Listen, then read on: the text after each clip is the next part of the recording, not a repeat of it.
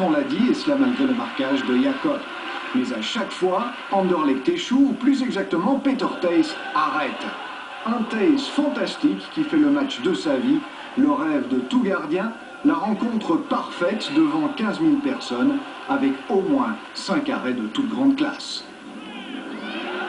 En première période, on a eu au moins 10 occasions. Ce match, on aurait dû le gagner facilement. Et puis ils reviennent et ils nous battent. C'est incroyable.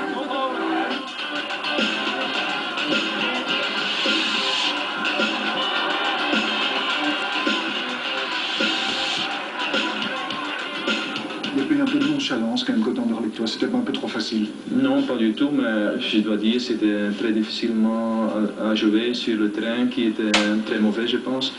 Mais ça ne peut pas être une excuse, je pense qu'il n'y a pas une excuse, ça peut arriver dans le foot. C'est comme ça. Une métamorphose dès la reprise. L'excellent Rouir est bien lancé par Jakob. Il sert parfaitement de brise. 1-1. Molenbeek revient. Le match bascule.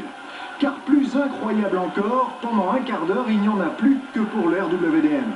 Ainsi, sur une passe en profondeur de Van Veldhoven, Edwin Van Ankeren est tout près de réussir le break. Bref, soudainement, on vit un tout autre match. Au deuxième mi-temps, le match est totalement différent. Alors, comment ça se fait? Pourquoi? Parce qu'il a joué un autre système avec Rouir plus offensif et Jakob plus offensif.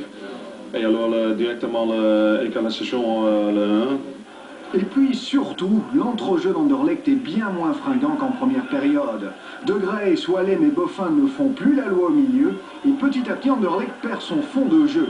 La raison, certains diront l'état de la pelouse, d'autres les fatigues européennes, d'autres encore la combativité de l'adversaire. Toujours est-il que le patron sur le terrain, c'est lui, le numéro 7, le vieux Stan Van den Buys, une fois encore impressionnant de bout en bout, même si Kepa rate le plus facile.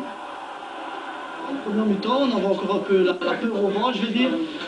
L'entraîneur nous a très bien remis en question en deuxième mi-temps. Il a dit qu'on n'avait rien à perdre et qu'il fallait jouer notre football. Et en deuxième mi-temps, on a prouvé qu'on savait très bien jouer au football.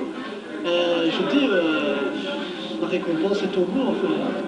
Il n'empêche, le dernier quart d'heure est palpitant. On sent que la victoire peut basculer d'un côté comme de l'autre. Luc Nilis assiste impuissant en tentative des siens, qui exactement comme en première période continue à buter sur la défense molenbeekoise et plus particulièrement sur Peter Thys. Peter Thys, héroïque jusqu'au bout, légèrement touché dans un contact avec Oliveira, il est ensuite assourdi par l'explosion d'un pétard. 1 heure après la rencontre, il n'entendait toujours pas de l'oreille gauche. Puis à 3 minutes de la fin, c'est la sensation. Jacobs Van Veldhoven et finalement Wawa qui venait de remplacer Van Ankeren. Une volée parfaite. Maas ne peut rien. Molenbeek a réussi l'impossible exploit et surtout relancer tout le championnat. L'entraîneur a motivé tout le monde et on a montré ici que nous sommes une bonne équipe et on ne doit pas avoir peur de personne. Ils ont le même point et Stade à 2 points. Le championnat a recommencé, je pense. C'est encore 6 matchs et on va voir à la fin. Oui, encore 3 candidats au titre, mais je crois qu'on est quand même fort mentalement. Pour le moment, c'est pas ce contre-temps qui nous arrêtera, j'espère. La fin de partie est carrément homérique. D'abord un formidable rétro d'Oliveira, puis regardez bien tout en bas à gauche de votre écran. Coup de boule du même Oliveira à Jacobs. Pour l'arbitre, M. Schellings, une seule décision possible.